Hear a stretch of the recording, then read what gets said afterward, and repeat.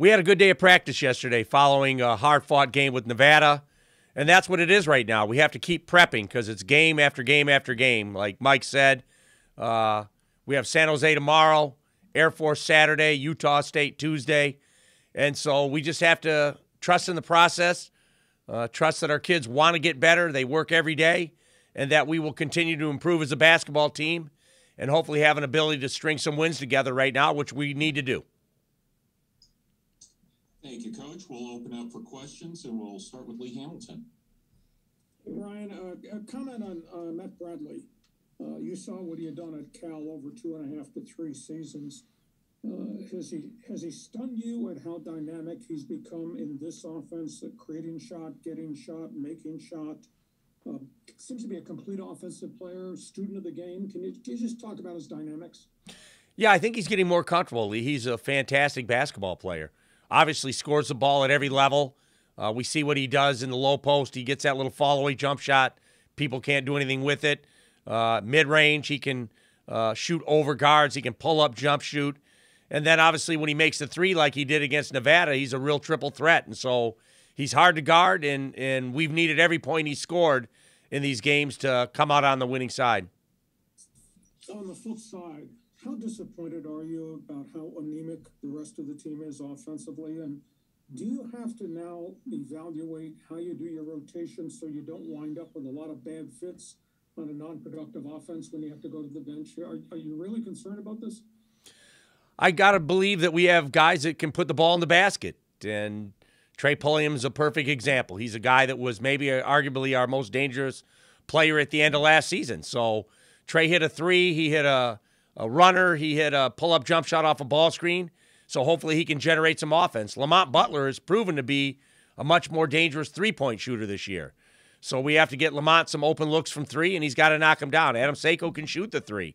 So Keshad Johnson on the break. So we're dangerous offensively. I don't think people just say that they can take for granted that Matt's the only guy that's going to score the ball for us. You know, we have to get another guy going with him every night. Obviously, Chad Baker-Mazara had a 3 or 4 game stretch where he was averaging 12, 14, 15 a game.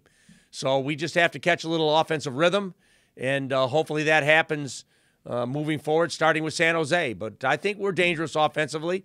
We just have to play with each other a little more, get our timing down, and hopefully get better as the season goes on. Thank you.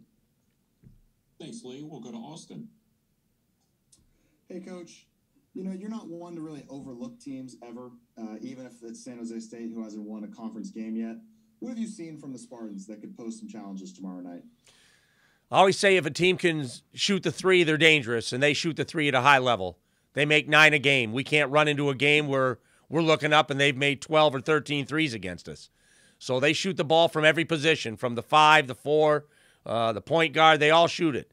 So we have to make sure that we do a good job defensively limiting their three-point makes. They're going to take them. So hopefully we can test enough of them where they're not making a high percentage. And then after the Nevada game, Matt said after just the importance of having fresh legs, that he's eating healthy, just how good he felt towards the end of the game, just having his legs underneath him. As the season winds down and we continue to play such a loaded schedule, are you taking any sort of precautions just to save guys' legs, especially in practice? We try to not practice as long. Obviously, yesterday we had a practice. We have to get ready for the next game. But if they show us they can understand a concept, if they do something right the first time, then we don't need to do it 3 and 4 times. So if they're locked in mentally, they get something done right away, then we don't sit there and extend the segment. We end the segment, move on to whatever we got to move on to next. So we're trying to be really efficient to get ready for the next game, yet save legs. Great. Thank you. Thanks, Austin. We'll go to Darnay. Hey, Dutch. Hope you're doing well. Back to kind of the offensive side of things. I think this is the first time in your tenure that you guys are currently averaging more turnovers than assists. Are you surprised by that? What do you attribute that to, and how important is it to kind of get that ironed out? Yeah, well, we have to have more assists and turnovers to win games. And last year, I think Trey was 2-1, closer to 3-1, and so he's got to do a better job of getting his teammates involved. Lamont, the same thing as a point guard. They have to create shots for their teammates. But with that being said, we have to make the shots. So I think against Colorado State, we missed 17 layups. So you have to make layups before you can make threes. And so we have to find a way to put it in the basket and finish around the basket when we do make a good play. And I just wanted to ask you about the conference. Now a month and change from Selection Sunday, the Mountain West is trending in a good direction. You have Lenardi, with 4 Mountain West teams in his latest bracket. I think 2013, you guys got 5. Do you feel like that's what it should be again this year, that this is the conference that's worthy of being in that 4 to 5 team range? Yeah, I think right now, for sure, we should have 4 teams in. And then if a 5th team plays its way in, we should be all under consideration. This is a very good conference. And someone asked me the other day why. It's because there are veteran players in this conference and there are veteran coaches. And whether these are first-time head coaches in the Mountain West, most of them were assistants in the Mountain West before getting these jobs. It's Tim Miles and Steve Alford coming back to the league after moving on and coaching at the Big Ten and Pac-12 levels. So there are a lot of really good coaches in this league and a lot of veteran players. So it doesn't surprise me that so many good teams are playing well this year.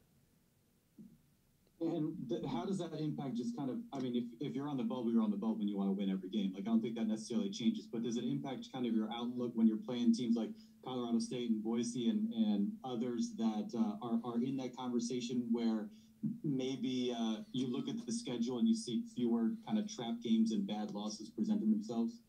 Yeah, they're all good games left, really, so there's opportunities to build our resume, and obviously there are games where they can be landmines, but that's every team in the country. That's not just us.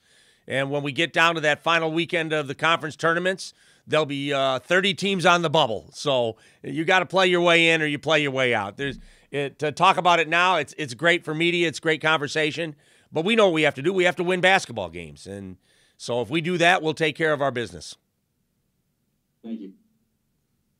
Thanks, Darnay. Looking for any questions for Coach? We'll go to John Schaefer. Josh, just to kind of further the point of the schedule that you guys are playing right now, where it was like 11 games in 30 days and still 9 regular season games remaining, how does it change your preparation from a coaching perspective? Because you haven't really been asked to do this previously.